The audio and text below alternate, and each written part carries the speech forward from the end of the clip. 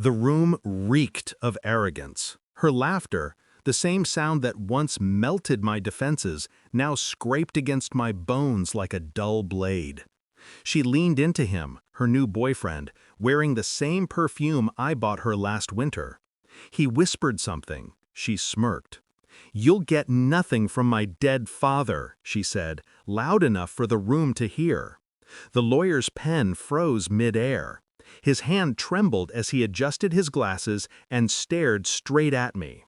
His lips parted and a faint whisper escaped. "Dear God, is that really him?" The air shifted. Every gaze in the room turned toward me, some confused, others uneasy. I didn't move, didn't blink. Silence swallowed their laughter. They had no idea who I was anymore.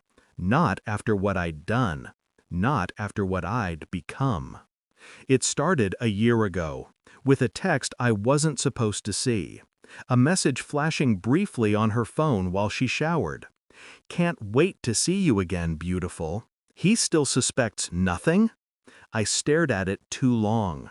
The steam from the bathroom filled the room. I remember her humming, unaware that something in me had fractured. At first, I dismissed it, told myself it was harmless, a joke, a wrong number. But denial is just the body's way of buying time for the soul to bleed. I began noticing the small things, the faint cologne that wasn't mine, the late nights, the lies wrapped in tenderness, the way she'd touch me without looking at me. When her father died, a man who despised me from the start, she didn't cry. She smiled in the mirror that night. I saw it. That's when I knew. There was more to this than infidelity. There was inheritance and manipulation. A perfect performance, except she'd forgotten who she was playing against.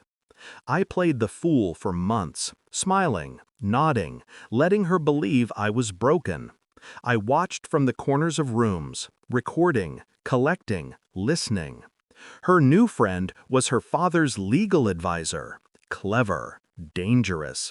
The kind of man who loved power almost as much as she loved pretending to have none.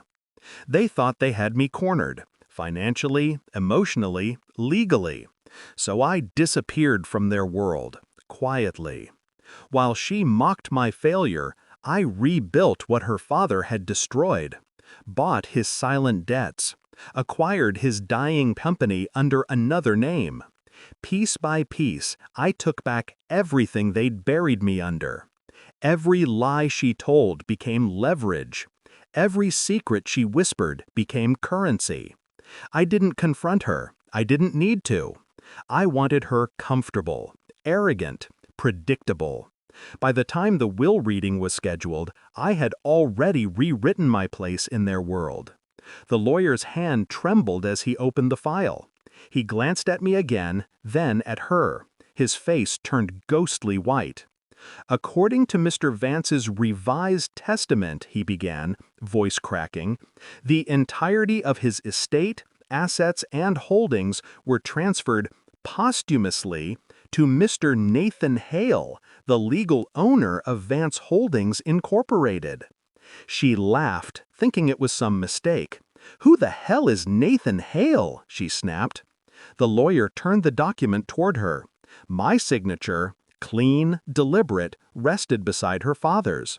Her face drained of color. She turned to me. That's when I spoke for the first time. "You should remember your husband's middle name."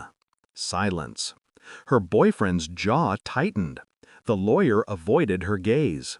I leaned back, watching her world collapse one truth at a time. She tried to speak, but nothing came out. I stood, slow and steady. "You both played the long game," I said. "So did I." I slid a small envelope across the table. Inside, proof of everything. The affair, the financial fraud, the secret accounts. Her boyfriend reached for it, hands shaking. I stopped him with a look. "That's addressed to the board," I said calmly. "They'll receive their copies in an hour." Her face twisted, rage, fear, disbelief. all of it useless now. I leaned closer, voice barely above a whisper. You were right about one thing. I'll get nothing from your father. I paused. I took it all from you instead. Then I left. Outside, the air was sharp, clean. I could still hear her voice echoing through the corridor, broken, begging, meaningless. It didn't move me. You don't feel sympathy for the storm after it's destroyed your home. The car door shut. The sound was final. For the first time in years, my reflection in the rearview mirror didn't look hollow. It looked precise. I drove away from the will reading without looking back. Revenge wasn't loud. It was quiet, methodical, like the closing of a door that should have been shut long ago. And as the gates disappeared behind me, one thought lingered, cold, certain, and unshakable. She buried me once. I made sure she stayed there instead. She said his name. He's been fired. They said there were charges. You must know something. I let the silence breathe between us, then said, calmly, yes, I know. A long pause, a quiet inhale. Then, did you do this? I almost smiled. Not really. He did. I hung up. The city outside pulsed in soft neon, indifferent and endless. For the first time in years, I felt nothing at all. Power, I realized, doesn't shout, it whispers, and when it's done right, no one hears it coming.